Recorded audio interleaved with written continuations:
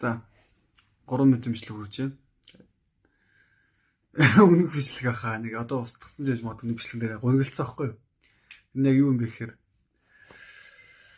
яах энэ 18 настай за 17 18 байх анхны зүйлээ сурч ирсэн. Тэгээд тэр Чэн гэдэг хүнтэй уулзах юм бол чи яг энэ ном дээр гадагтай адилхан байхгүй юу? Айгүй цөөх хөвгөлрүүцтэй ярьдаг. Ингээд тэгсэн мөртлөө айгүй цаана том санаанд илэрхийлж яддаг байхгүй юу? Тэгээд харахчгүй л дээ яхад гэвэл та нар өөрсдөө насын мэдэх баг. Тэгээд одоо бол нэлээд өндөр настай 100 гаруй настай хүн. Тэгээд яг надтай танилцж байхдаа уулзж байхдаа ер нь бол тэр нь яг тиймэрхүү л гэсэн. Тиймэрхүү л яриад байгаа байхгүй юу? Жохоо хэцүү. Яг ингээд багшаа би ингээд 7 жил зарим хүн 7 жил сураа зарим хүн насаараа сурахгүй мэлий 7 хоног сурлаа штэ гэдэг их баярлж байсан байхгүй юу?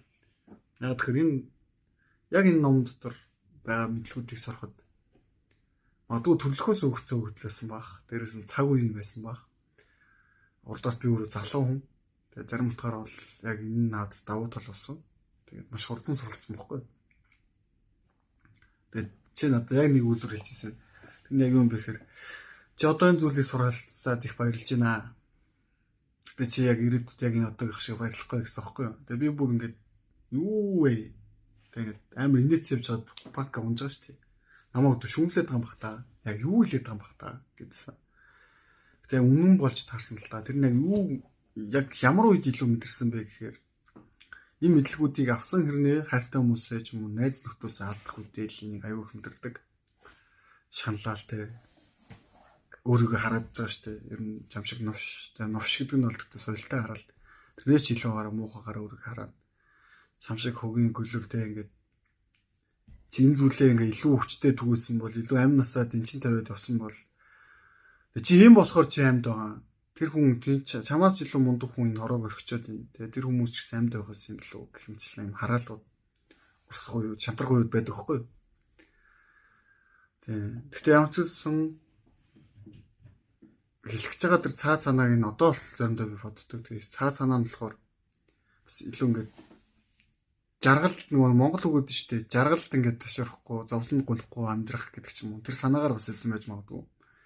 Эсвэл хит их ингээд хин нэгний хизээч ойлгодгүй зүйлийг тэг хит их богино хугацаанд маш хурдтай сураад хэний ч ингээд хүрхгүй оргилд бас ингээд богино хугацаанд хит хурдан хүрнэ гэдэг тэрнийгээ дагаад маш их өвтөн зовлон үүдэлт ирж болдог шүү гэдгсэн агаар хэлсэн бахаа гэж яг одоогийн нөхцөл бол дүгнэж байгаа.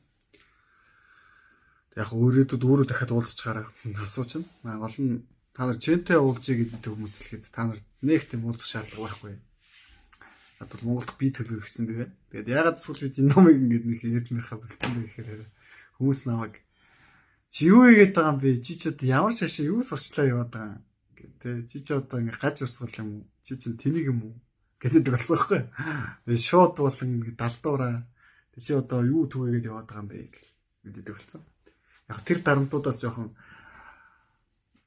шантарсан учраас магадгүй номоо ярих болцсон баг. Гэтэ яг үндсэн яг анханасаа энэ фичиг дагдаг хүмүүс ч тэр энэ номыг сонирхож дагж ирсэн болохоор эсвэл угаасаа ч фич хараа энэ номыг л түгэх гэж нэгчсэн болохоор тэгээд одоо яа их үү тэгээ хальт юутсан тэр номынхоо тухай яриа.